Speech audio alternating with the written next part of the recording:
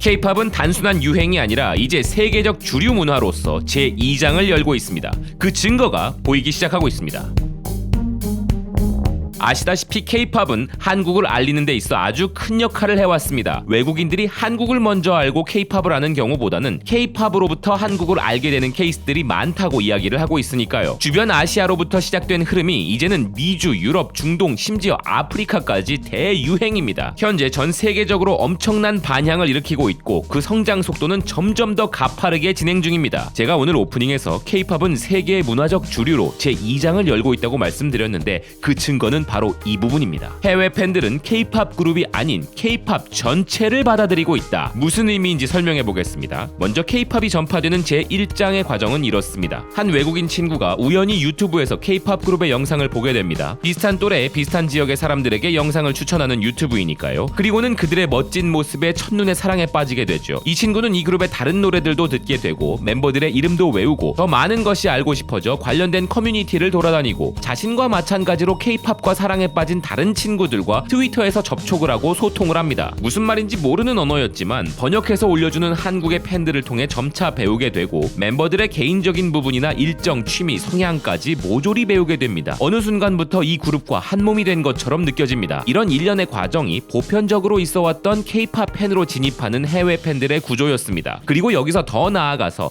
다양한 K-팝 그룹들도 같이 좋아하게 되고 여러 방향으로 관심이 파생이 되고 해서 어떤 친구들은 한국어 전공을 하게 되기도 하고 한국 드라마나 예능, 영화 등을 보면서 언젠가는 한국에 꼭 가보고 싶다는 마음까지도 갖게 됩니다. 친구들에게, 부모에게, 동생에게, 언니에게 K-팝을 전파하는 좀 능동적인 친구들도 있을 겁니다. 이 과정은 지금까지 있어왔던 K-팝의 제1장이라고 저는 생각합니다. 그럼 기존의 제1장과는 달리 제2장은 무엇이 더 발전한 단계인지 말씀드려보겠습니다. 방탄소년단의 소속사인 빅히트와 트와이스, 갓세븐 등의 소속사인 JYP가 이번에 신인 그룹 데뷔를 앞두고 있습니다. 빅히트는 투마로우 바이 투게더라는 그룹이고 JYP는 있지라는 그룹입니다. 이들은 이제 멤버 소개만 했을 뿐 아직 정식 데뷔도 하지 않았습니다. 근데 지금 해외의 K-팝 팬들은 이 그룹들에 대해 이미 왕성히 활동 중인 기존 그룹들만큼이나 큰 관심을 가지고 있고 이들에 대한 정보를 가지고 있으며 심지어는 해외 팬클럽들도 미리 다 만들어져 있는 상태입니다. 빅히트에서 신인이 나온다고? 궁금해! JYP에서 신인이 나온대! 기대된다! 이게 바로 현재 해외 K-팝 팬들의 반응입니다. 우리가 마치 어벤져스의 후속편을 기다리면서 예측도 해보고 이야기를 하는 것처럼 이제 해외의 K-팝 팬들은 아직 등장하지도 않은 새로운 그룹마저도 한국의 대부분의 사람들보다 더 많은 정보를 알고 그들의 데뷔를 기다리는 상황에까지 다다랐습니다. 이런 일은 우리나라 안에서라면 당연히 있을 수 있는 일입니다. JYP, SM, YG 등의 메이저 업체들과 빅히트 등의 후속 그룹이라면 당연히 관심이 있고 그만큼 언론 플레이도 어마어마하기 때문에 충분히 사전 홍보가 왕성히 이루어져서 알게 됩니다. 근데 이제는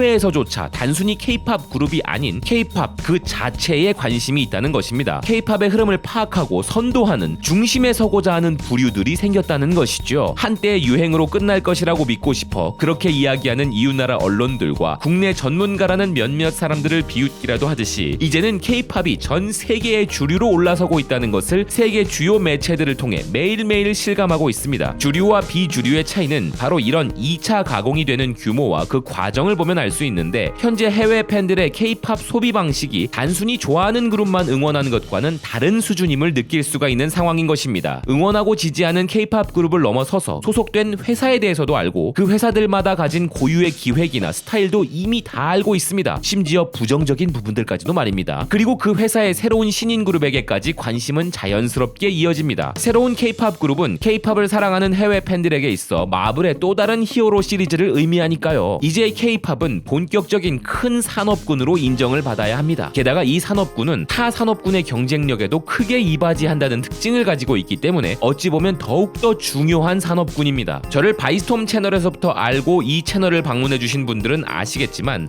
얼마 전에 바이스톰 채널 안에서도 K-팝 가디언이라는 코너를 시작했습니다. 저도 열심히 하겠지만 K-팝을 전 세계적으로 더욱더 강화시키고 지켜나가기 위해서는 저와 같은 힘없는 사람들이 아니라 좀 더 다양한 지원 지원과 보호가 필요해 보입니다. 좀 더 국가 산업적인 정책과 보살핌도 필요하다고 생각합니다. 제가 오늘 K-팝은 주류가 되고 있고 그 증거가 보인다라고 주장하는 이야기를 다소 허황되고 어리석다고 비하하거나 인정하지 않을 분들 계실 겁니다. 그런 시선을 분명히 가질 수 있으나 이렇게 한번 생각해 보시기 바랍니다. 우리가 그런 말을 합니다. 미래를 위해서 역사와 과거를 알아야 한다고 말입니다. 근데 이 말의 진짜 의미는 무엇일까요? 100년 후의 K-팝은 한국이 자랑하는 가장 큰 유산이 되어 있을지도 모른다는 것입니다. 100년 전에 유행한 음악은 더 먼 과거인 200년 전 기준의 사람들의 시선에서 본다면 말도 안 되는 발칙한 음악들이었을 겁니다. 아마 믿지도 못했을 겁니다. 우리는 과거와 현재를 비교하는 것은 잘하는데 미래를 바라볼 때 현재 시점을 과거로 잡는 것은 잘 안 합니다. 100년 후의 미래에서 볼 때 오늘은 100년 전 과거라는 것을 인식 안 한다는 것이죠. 지금 2019년 기준으로